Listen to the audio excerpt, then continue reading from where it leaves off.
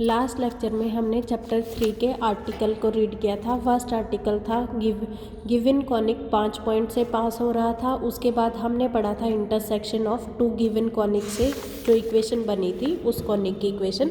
उसके बाद दो कॉनिक कितने पॉइंट पे इंटरसेक्ट कर रहे थे, 4 पॉइंट पे इंटरसेक्ट कर रहे थे। उसके 4 केसेस पढ़े थे, 0th order, first order, second order, third order. उसके बाद क्या पढ़ा था, कॉनिक की इक्वेशन जो किसके साथ इंटरसेक्शन में थी, intersection of a conic and two given straight line.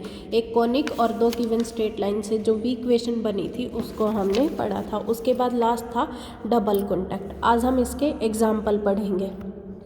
Find the equation of conic passing through 5 point से हमें क्या करना है, 5 कॉनिक की इक्वेशन को फाइंड आउट करना है जो कितने पॉइंट से पास हो रही है, 5 पॉइंट से पास हो रही है। उसके लिए सबसे पहले क्या करना है, 5 कांस्टेंट को बनाना है। यहाँ पे टोटल कितने कांस्टेंट है, 6 कांस्टेंट है।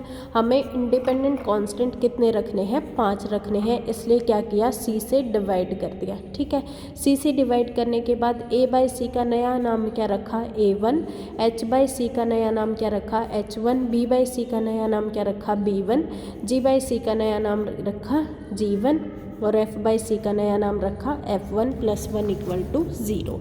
अब कितने पॉइंट गिवन है, 5 पॉइंट गिवन है। फर्स्ट है 2, 1, 1, 0, 3, -1, -1, 0 एंड 3, -2। तो ये पांचों पॉइंट जब हम इस इक्वेशन में पुट करेंगे तो हमारे पास इक्वेशन क्या बनेगी, 4A1 + 4H1 + B1 + 4G1 + 2F1 + 1 = 0। बारी बारी से पांचों पॉइंट को हमने क्या रखना है, इक्वेशन में रखना है। फिर सॉल्व कैसे करेंगे, जो इक्वेशन नंबर 3 है एंड इक्वेशन नंबर 3 कौन सी है, ये वाली इक्वेशन, A1 + 2G1 + 1 और A1 - 2G1 + 1। 3 और 5 किस में है, A1 और G1 कांस्टेंट में है। जब हम इन दोनों इक्वेशन को ऐड करेंगे तो 2G1 से 2G1 कैंसिल हो जाएगा। तो यहाँ से A1 + A1 कितना बना, 2A1 और 1 कितना, 2 = 0। तो A1 की वैल्यू कितनी बन गई, -1। यहाँ से कांस्टेंट की वैल्यू आ गई। और इस A1 को हम किस में रखेंगे, या तो आप इक्वेशन 3 में रख सकते हैं या इक्वेशन 5 में रख सकते हैं। जब A1 को इक्वेशन नंबर 3 में रखा तो -1 + 2G1 + 1 = 0। 1 से 1 कैंसिल, तो 2G1 0 के इक्वल है। तो G1 कितना हुआ, 0। G1 0 है और A1 कितना है, -1। दोनों पॉइंट को हम कौन सी इक्वेशन में रखेंगे, एक तो इस इक्वेशन में, एक इस इक्वेशन में और एक इस इक्वेशन में। तो हमारे पास नई 3 इक्वेशन आ जाएंगी। अब हमें इन तीनों इक्वेशन को सॉल्व करना है। उसके लिए क्या किया, एक बार तो इन दोनों को ऐड कर दिया। ऐड करेंगे तो 4H1 - 6H1 कितना बना, -2H1। B1 + B1 कितना, 2B1। 2F1 और 2F1 कैंसिल आउट।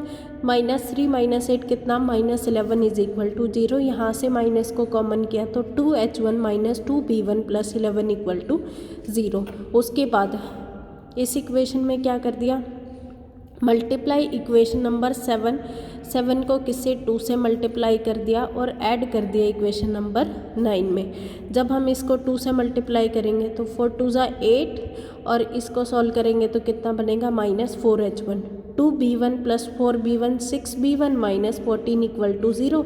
यहाँ से 2 से डिवाइड किया तो क्या बनी, 2H1 - 3B1 + 7 = 0।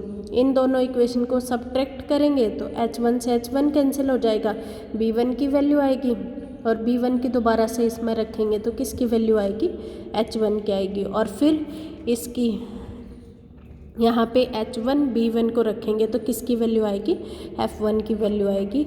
सारे के सारे कांस्टेंट की वैल्यू आने के बाद गिवन इक्वेशन में पुट कर देंगे तो हमारे पास इक्वेशन क्या बनेगी, x² + 19xy + 4y² - 45y - 1 = 0।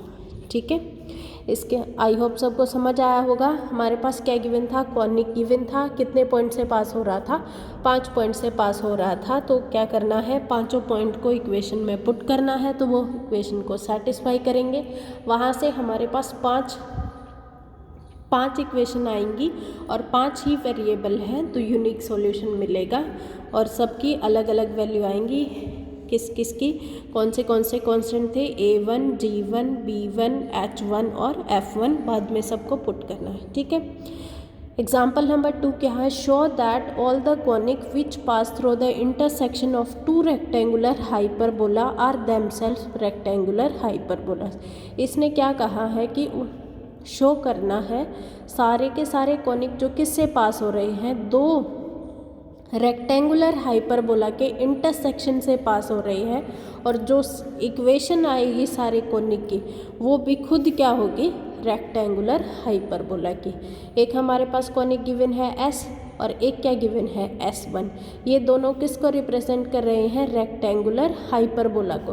और रेक्टेंगुलर हाइपरबोला की कंडीशन क्या होती है, A + B = 0।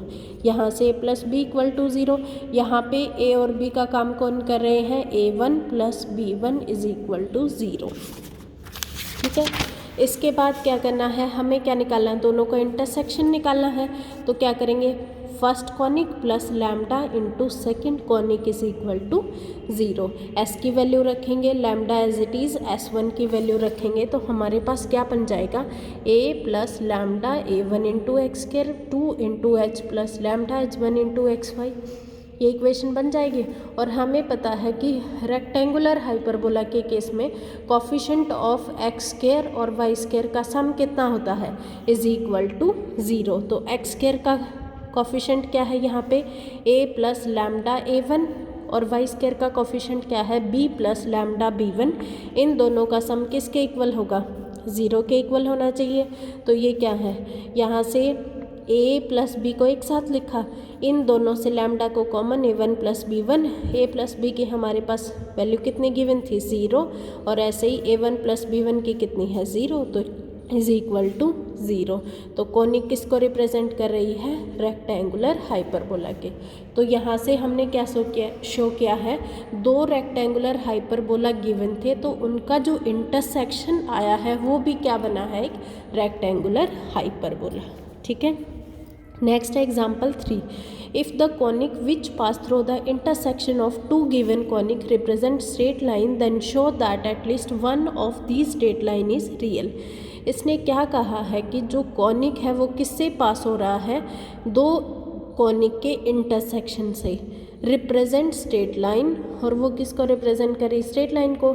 Then show that at least one of these straight line, और वो जो स्ट्रेट लाइन आई है वो क्या होगी, कम से कम एक स्ट्रेट लाइन तो रियल बनेगी। ठीक है, ये हमें शो करना है। S = एक कॉनिक की इक्वेशन गिवन है, सेकेंड कॉनिक की इक्वेशन भी गिवन है। अब हमें क्या करना है, उन दोनों कॉनिक का इंटरसेक्शन निकालना है।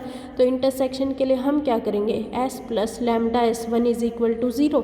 कैसे ऐड करेंगे इसको, हमने सेकेंड को लैम्डा से मल्टीप्लाई किया। फर्स्ट में x² का कोफिशिएंट कितना है, A, और सेकेंड में x² का कोफिशिएंट क्या आएगा, लैम्डा से मल्टीप्लाई करने के बाद A1 लैम्डा। तो यहाँ से x² को कॉमन लेंगे तो क्या बनेगा, A + लैम्डा A1। यहाँ से xy को कॉमन लेंगे, 2 को भी लेंगे, तो यहाँ पे बचा H और यहाँ पे बचा H1 लैम्डा, तो H + लैम्डा H1। यहाँ से लिखेंगे तब क्या करेंगे, y² को कॉमन, ये क्या है B, और यहाँ पे क्या है B1 लैम्डा, तो B + लैम्डा B1। ऐसे इसको लिखेंगे G + लैम्डा G1, ऐसे इसको लिखेंगे F + लैम्डा F1, प्लस में यहाँ पे C है और यहाँ पे बना C + लैम्डा C1 = 0। अब ये जो इक्वेशन आई है ये किसकी बनी है, इक्वेशन 3 किसको रिप्रेजेंट